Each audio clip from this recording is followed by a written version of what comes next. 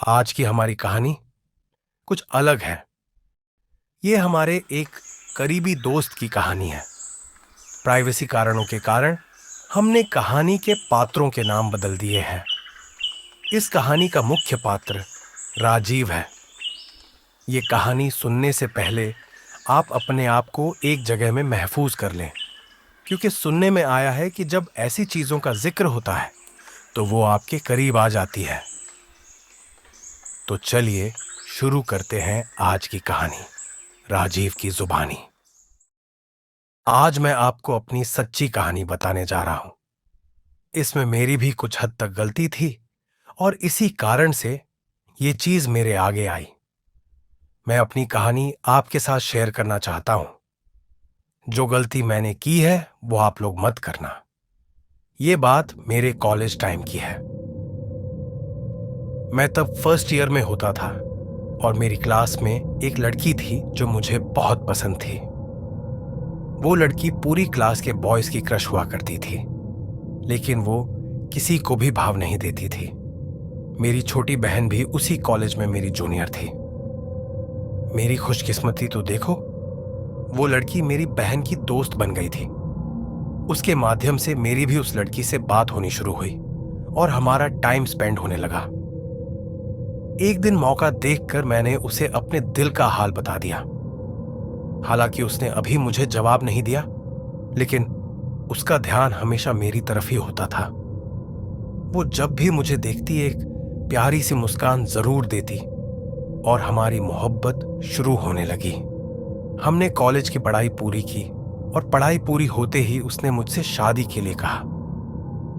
मैं अब उसे घुमाने लगा कि मैं अपने घर तुम्हारे बारे में बात करूंगा, लेकिन सच्चाई तो ये थी कि फिलहाल मेरा मन नहीं था शादी करने के लिए। देखते देखते वो लड़की मुझे लेकर बहुत ही ज्यादा सीरियस हो गई थी और काफी पॉजिटिव होने लगी थी। हर समय कॉल करते रहना, मैसेज करना और मेरी डेली रूटीन के बारे में पूछना। पहले मुझे ये सब अच्छा लगता था, लेकिन अब मैं इरिटेट होने लग गया था। वो रोज रात को मुझे फोन करती और पूरे दिन के बारे में मुझसे पूछती और मुझे बताना पड़ता था। पहले मैं सब खुशी खुशी करता था, लेकिन अब नौकरी करने के कारण मैं बिजी रहने लगा था। अब पहले की तरह मैं उसे समय नहीं दे पाता था। वो बहुत ज्यादा पॉजिटिव होने लगी और हमारे बीच अब बस बहस होने लगी। अब जब भी उसकी कॉल आती तो मुझे ऐसा लगता था कि वो मेरी दुश्मन है और मुझे अब इस रिश्ते में घुटन महसूस होने लगी। वो हर वक्त बहस ही करती रहती थी। मैंने गुस्से में आकर उसे फोन और व्हाट्सएप से ब्लॉक कर दिया था। जब मैं सुबह उठता, उसके अलग अलग नंबर से मैसेज आए हुए होते थे। इस लड़की का ये जुनून मुझे कहां तक ले गया, ये आपको आगे की कहानी में पता लगेगा। कुछ दिनों में उसके मैसेज आने कम हो गए थे और मैं अपनी जॉब में बिजी हो गया था। मेरे ऑफिस में एक लड़की थी जो मुझे बहुत अच्छी लगती थी। वो मुझे बिल्कुल वैसी लड़की लगी जैसी मैं अपने लिए चाहता था। हमारी दोस्ती हुई और हम एक दूसरे से अटैच हो गए। मैंने बड़ी इज्जत से उसके घर रिश्ता भेजा और हमारी शादी हो गई। मैंने अपने शहर में एक बड़ा घर बनाया और शादी के बाद वहां पर शिफ्ट हो गया। लेकिन अब भी उस लड़की ने मेरा पूरा तरह से पीछा नहीं छोड़ा था। वो अब भी मुझे अलग अलग आईडी से फेसबुक और इंस्टाग्राम पर मैसेज करती थी। वो मैसेज में कभी मुझसे प्यार की भीख मांगती, कभी मुझ पर गुस्सा होती, कभी मुझे बद्दुआ देती और कभी अटेंशन मांगती। मुझे इन चीजों से घबराहट होने लगी। उसने पता नहीं मेरे बारे में किन किन लोगों से पता करने की कोशिश की और कहीं से उसे मेरी शादी का पता भी लग गया था कि मैं अब शादीशुदा हूं। एक दिन तो हद ही हो गई। वो मेरे ऑफिस आ गई और मेरे बॉस और मेरे फ्रेंड्स के सामने उसने जमकर तमाशा किया। वो ऐसा बिहेव करने लग गई जैसे वो पागल हो चुकी हो। मुझे उसकी ये हालत पे तरस भी आता और गुस्सा भी। धीरे धीरे उसके मैसेज आने पहले से कम हो गए और एक दिन उसने मुझे इंस्टाग्राम पर मैसेज किया। वो मैसेज उसका आखिरी मैसेज था, लेकिन उस मैसेज ने मेरी नींद उड़ा दी थी। मैं इतना ज्यादा बेचैन हो गया था कि मैं क्या ही बताऊं। वो मैसेज कुछ इस तरह था, अब तुम देखो क्या होगा। मैंने उस मैसेज को इग्नोर किया और सोचा कि ये इतना भी कुछ सीरियस नहीं होगा। मैं अपनी लाइफ में बिजी हो गया। मेरी शादीशुदा जिंदगी काफी अच्छी चल रही थी। मेरी पत्नी मेरा बड़ा ध्यान रखती। वो रोज उठकर मेरे लिए नाश्ता बनाती है और मुझे ऑफिस भेजकर घर के काम करती और शाम को मेरे आने से पहले मेरा मनपसंद खाना भी बनाती। खाना खाकर हम घर के लॉन में थोड़ी सी सैर करते और फिर सो जाते। 15 दिन बाद मेरी पत्नी कुछ अलग और अजीब बिहेव करने लगी। वो अब ज्यादा टाइम फोन पर होती। ऐसा लगता था जैसे वो किसी से चैट कर रही थी। उसकी कुछ सहेली थी, मुझे लगा कि शायद उनसे बात करती होगी। मैंने ज्यादा ध्यान नहीं दिया, लेकिन अब वो हर समय फोन में बिजी रहती थी। अगर किचन में कुछ बन रहा है तब भी फोन का यूज करती। कोई भी काम करती, फोन उसके हाथ में ही रहता। मैंने उसे पूछा कि तुम किससे बात करती हो, तो उसने कहा कि मेरी एक दोस्त है, मैं उससे चैट करती हूं। अब वो ज्यादा रिजर्व रहने लगी, ज्यादा बोलती भी नहीं थी। उसका बिहेवियर अजीब होने लगा। एक दिन सर्दियों की रात थी। मुझे ऐसा लगा जैसे कोई फोन पर बात कर रहा है, लेकिन कोई आगे से कुछ बोल नहीं रहा। वो सिर्फ सुन रहा है, जैसे किसी का वॉइस नोट गाया हो। मैं नींद से उठा और मैंने देखा तो मेरी वाइफ ने अपने कान के पास फोन रखा हुआ था और चुपचाप उसकी आवाज सुन रही थी। मैंने देखा कि मेरी वाइफ दीवार की तरफ मुंह करके खड़ी हुई है और फोन पर कुछ सुन रही है। मैं ये सब देखकर थोड़ा घबरा गया। मैंने उसे आवाज मारी, लेकिन उसने मेरी आवाज का कोई जवाब नहीं दिया। वो वॉइस नोट सुन रही थी। मैंने उसे हिलाया तो थोड़ी देर बाद वो हिली, जैसे अब वो होश में आ गई। मैंने उसे कहा, तुम यहां क्या कर रही हो? उसने इस बात का कोई भी जवाब नहीं दिया। उल्टा उसने मेरी बातों को नजरअंदाज किया और वो बिस्तर पर आकर लेट गई। मैंने उससे कहा कि तुम यहां आराम से बैठकर भी बात कर सकती हो, मुझे कोई दिक्कत नहीं है। लेकिन उसने मेरी बात का कोई जवाब नहीं दिया। ये तो मेरी तरफ की कहानी थी। अब मैं आपको अपनी वाइफ की तरफ की कहानी बताता हूं। इंस्टाग्राम पे मेरी एक लड़की से दोस्ती हुई। कुछ दिन बातचीत हुई और एक दिन मेरा जन्मदिन आया और उसने मुझे जन्मदिन की शुभकामनाएं दी।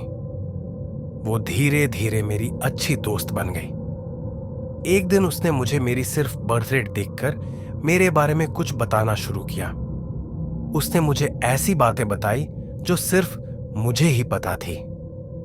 मैं बहुत खुश हुई और अब वो मेरी अच्छी सहेली बन गई थी। उसने मुझे बताया कि वो गरीब परिवार से है और उसने कभी भी ऐसे कपड़े और गहने नहीं पहने जैसे मैं पहनती थी। मेरी और उसकी दोस्ती काफी गहरी हो गई। हमारी फोन पे बहुत बात होने लगी। एक दिन उसने मुझे कहा कि क्या मैं तुम्हारे घर आ सकती हूं? मैंने कहा, बिल्कुल आ सकती हो। उसने मुझे कहा कि जिस दिन तुम्हारे हस्बैंड जॉब पर होंगे मैं उस दिन आऊंगी। मुझे लगा शायद उसे थोड़ी प्राइवेसी चाहिए। मैंने कहा, हाँ ठीक है, तब आ जाना। एक दिन मैंने उसके घर से उसको पिक किया। मुझे उसका बिहेवियर कुछ अजीब लगा। खैर, मैंने ज्यादा नहीं सोचा। घर आने के बाद मैंने उसे लिविंग रूम में बिठाया। वो बातें करते करते पूरे घर को ऐसे देख रही थी जैसे वो किसी को ढूंढ रही हो। मैं रसोई में गई। वो पूरे घर में घूमने लगी, एक बेडरूम से दूसरे बेडरूम में। अब मुझे काफी अजीब लग रहा था। पूरा घर देखकर वो मेरे पास किचन में आई और कहने लगी कि वाह, बड़ा खूबसूरत घर है तुम्हारा। मैं एक बार फिर देख कर आती हूं। अपने आप को काफी रोकने के बाद मैंने उससे पूछ ही लिया कि वो ऐसे क्यों घूम रही है। उसने कोई खास जवाब नहीं दिया, बल्कि बात को घुमा दिया। मैं अपने किचन के काम में बिजी हो गई। वो किचन से निकल के घर के लॉन में चली गई। वो हमारे लॉन में लगे पेड़ के पास गई। उसने पेड़ के 10 कदम दूर एक छोटा सा गड्ढा खोदा और उसमें एक लाल रंग के कपड़े में कुछ लपेटी हुई गोल आकार की चीज दबा दी। मैं ये सब किचन की खिड़की से देख रही थी। तुम मानोगे नहीं, ये सब देखकर मेरे पैरों तले जमीन निकल गई थी। मैं इतना ज्यादा घबरा गई, मुझे कुछ भी समझ नहीं आया कि मैं क्या करूं। चीज को दबाने के बाद वो लिविंग रूम में आकर बैठ गई। उसका व्यवहार अब पहले से बिल्कुल अलग था। उसके चेहरे पर कुछ अलग सी रौनक दिख रही थी। वो अब बहुत खुश नजर आ रही थी। इतनी ज्यादा एक्साइटेड थी जैसे उसका कोई अधूरा काम पूरा हो। मैंने फटाफट चाय टेबल पर रखी और सोचा शायद ये चाय पीकर चल जाएगी। उसने चाय पीते मुझे कहा कि क्या मैं तुम्हारा कोई ज्वेलरी सेट उधार ले सकती हूं? मेरे दिमाग में उसे मना करने का ख्याल ही नहीं आया। मैं अपने बेडरूम में सेट लेने गई। जैसे ही मैंने अलमारी खोली तो मुझे ऐसा लगा जैसे वो मेरे पीछे खड़ी हुई है और मेरे कान में कुछ पढ़ रही है। वो जैसे जैसे पढ़ रही थी मैं वैसे वैसे हिप्नोटाइज हो रही थी। लेकिन भगवान में विश्वास रखने के कारण शायद मुझ पर इस चीज का असर नहीं हुआ। अब मेरे हस्बैंड की तरफ की कहानी। वो पूरी रात किसी से बात करती और मेरे साथ रिजर्व रहती, मानो जैसे उसके मन में मेरे लिए कोई बात है, लेकिन वो बताना नहीं चाहती। एक रात मुझे अचानक बहुत सारे कॉय की आवाज आने लगी। ऐसा लग रहा था जैसे मैं कोई सपना देख रहा, लेकिन यह सब हकीकत में हो रहा था। ये कुयों की आवाज मुझे नींद से जगा देती है। इनमें सोना बहुत ज्यादा मुश्किल हो गया था। जैसे ही मैं नींद से उठा, मैंने अपने बिस्तर पर देखा। मेरी वाइफ बिस्तर पर नहीं थी। अचानक मेरी नजर घर के सामने वाले लॉन में पड़ी। मेरी वाइफ उसी पेड़ के 10 कदम की दूरी पर खुदाई कर रही थी और उस पेड़ के ऊपर बहुत सारे कॉय मंडरा रहे थे। इतना खौफनाक नजारा था कि मैं आपको शब्दों में बयान नहीं कर सकता। मैंने अपनी वाइफ को उसके नाम से कई बार पुकारा, लेकिन उसने कोई जवाब नहीं दिया। मैंने उसे जबरदस्ती वहां से उठाया और कमरे में ले आया। वो बिल्कुल बेहोश थी। ऐसा लग रहा था जैसे बहुत सारी ताकत हमारे घर के इर्द गिर्द घूम रही हो। मेरी वाइफ इतनी ज्यादा डरावनी लग रही थी। उसके सारे बाल उसके चेहरे पर थे। वो अजीब अजीब सी आवाज निकाल रही थी और उसने मेरा हाथ पकड़ा और मुझसे पता क्या कहा। अब तुम देखो क्या होगा। इस लड़की के लिए तूने मुझे छोड़ा था ना, अब देख इसके साथ क्या करती हूं। जब मैंने यह सुना तो मुझे ऐसा लगा कि मेरी पूरी दुनिया ही खत्म हो जाएगी। ऐसा लग रहा था कि वो लड़की मेरी वाइफ के अंदर है और मेरे से बात कर रही है। कुछ देर बाद उसे होश आने लगा और उसने मुझे कहा कि मेरी तबीयत खराब हो रही है और मुझे सोना है। पूरी रात में उसे सोते हुए देख रहा था। मुझे कुछ भी समझ नहीं आ रहा था कि मेरी वाइफ की यह हालत क्यों है। सुबह हुई। मेरी वाइफ और मैं सो रहे थे। कुछ देर बाद नींद में मुझे ऐसा लगा कि मेरे ऊपर कोई पानी फेंक रहा है। जब मैंने आंख खोली तो मेरी वाइफ पूरे कमरे में पानी फेंक रही थी। जब मैंने ध्यान से देखा तो मेरी वाइफ के हाथ में मिट्टी के तेल की बोतल थी। मैं घबरा गया और मैंने उससे फटाफट बोतल छीन ली। मैं अपनी वाइफ को लेकर घर के बाहर आया और उसे कार में बिठाकर पंडित जी के पास चला आया। उन्होंने कुछ मंत्र पढ़े और बताया कि मेरी वाइफ के ऊपर कोई साया है। वो साया जो हमारे करीब रहकर इस पर बार बार वार कर रहा है। वो सबको तबाह करना चाहता है। मैंने सारा सच पंडित जी को बता दिया। वो कहने लगे कि इस लड़की ने तुम्हारी बीवी पर काला जादू किया है, वो इसे मारना चाहती है। मैंने अपनी वाइफ से पूछा कि ये लड़की कभी घर पर आई थी, तो उसने बताया कि एक दिन ये घर पर आई थी और वो लड़की हमारे लॉन में कुछ छिपा भी रही थी। इतना सुनते ही मैं और पंडित जी हमारे घर के लिए रवाना हो गए। जब घर पहुंचे तो उस पेड़ के नीचे खुदाई करने पर हमें एक लाल रंग की पोटली मिली। पंडित जी ने बताया कि यह काले जादू की निशानी है। उसने इस घर को बहुत बुरी तरह से अपने वश में किया है।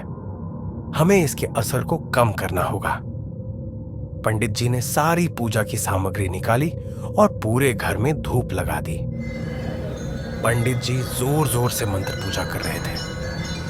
तभी मेरी वाइफ जोर जोर से रोने लगी और कहने लगी, ये सब बंद करो, मुझे तकलीफ हो रही है। पंडित जी ने बताया कि ये काला साया अब परेशान हो रहा है। तुम बिल्कुल परेशान मत होना, तुम्हारी वाइफ बिल्कुल ठीक हो जाएगी। धीरे धीरे सारा कुछ कंट्रोल में आ गया और काला साया अब खत्म हो चुका था। अब वो लड़की जहां भी है, भगवान उसे खुश रखे, लेकिन उसने हमारे साथ बहुत बुरा किया। अगर आपको ये कहानी पसंद आई तो लाइक और सब्सक्राइब जरूर करें और नोटिफिकेशन बेल दबाना ना भूलें। अगली बार फिर मिलेंगे एक नई और दिल को छूने वाली कहानी के साथ। धन्यवाद।